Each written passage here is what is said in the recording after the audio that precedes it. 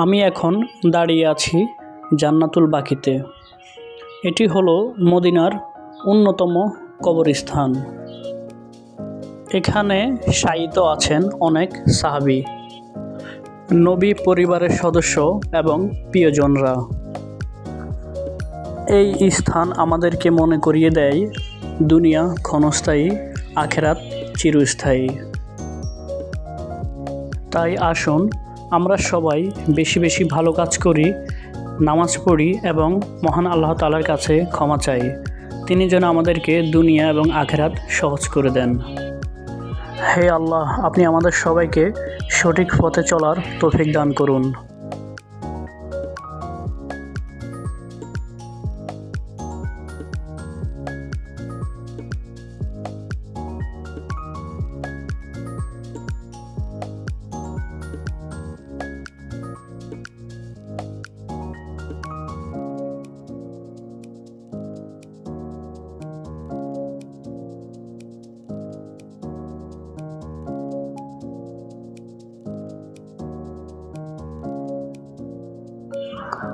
আপনারা এখন যে জায়গাটা দেখতে পাচ্ছেন এটা হলো মিকাত মসজিদ।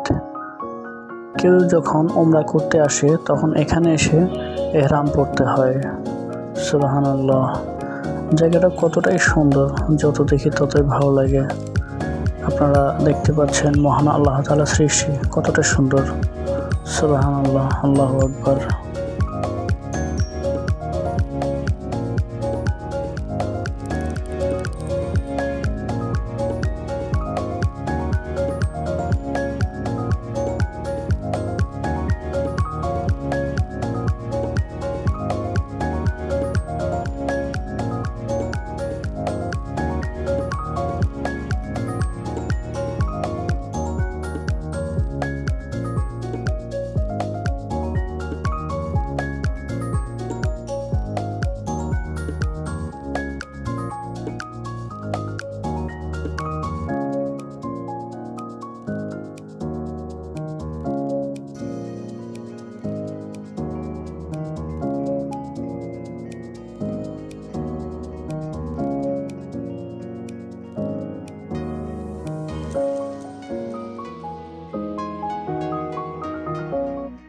মহান আল্লাহ তাআলার অশেষ রহমতে তৃতীয়বার উমরা হজ শেষ করলাম, আলহামদুলিল্লাহ।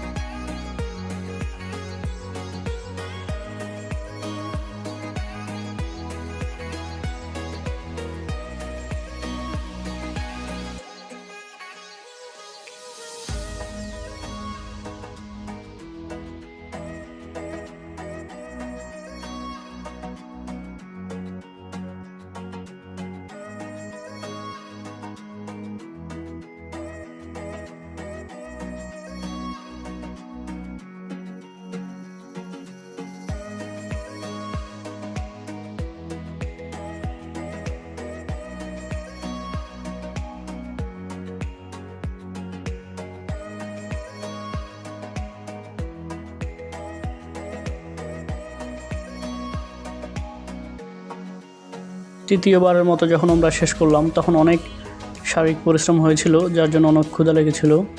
সত্যি কথা বলতে, আপনি যখন বিদেশে আসবেন, মানে যখন আপনি সৌদি আরব আসবেন, তখন আপনি কোনো খাবারই খেতে পারবেন না। আমি কোনো খাবারই খেতে পারতেছিলাম না। তো সর্বশেষ পরোটা আর ডাল এটা পেয়েছিলাম, মনের মতো একটা খাবার যেটা কিনা রুচিসম্মত। এরপর এই খাবারটাই তৃপ্তি নিয়ে খেলাম। আল্লাহর দরবারে অনেক শুকরিয়া আদায় করলাম।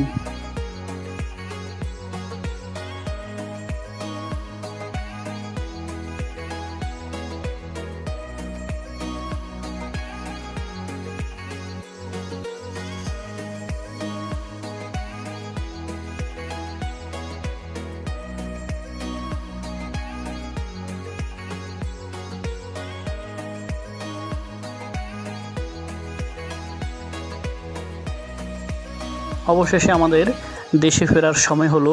আমরা দেশে ফেরার উদ্দেশ্যে রওনা হলাম।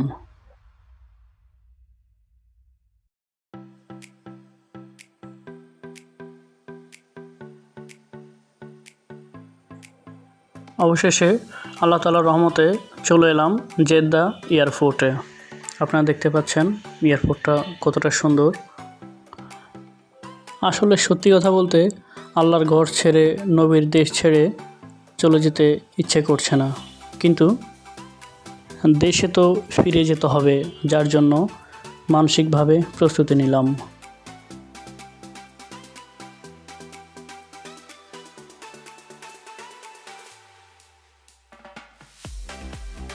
আপনারা যে প্লেনটা দেখতে পাচ্ছেন, এই প্লেনে করে আমরা দেশে ফিরব। এখন আমাদেরকে বোর্ডিং পাস করতে হবে, তারপর আমরা প্লেনে উঠব।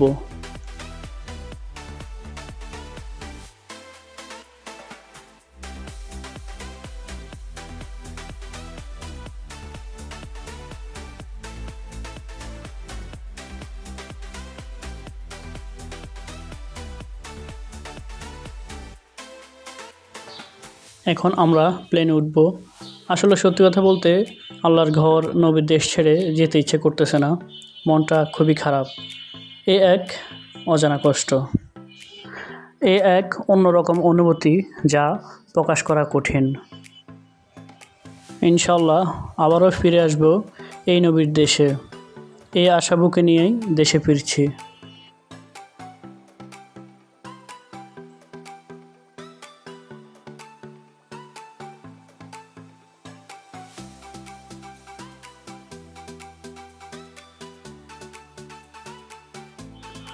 আলহামদুলিল্লাহ বোর্ডিং পাস শেষে প্লেনে প্রবেশ করলাম।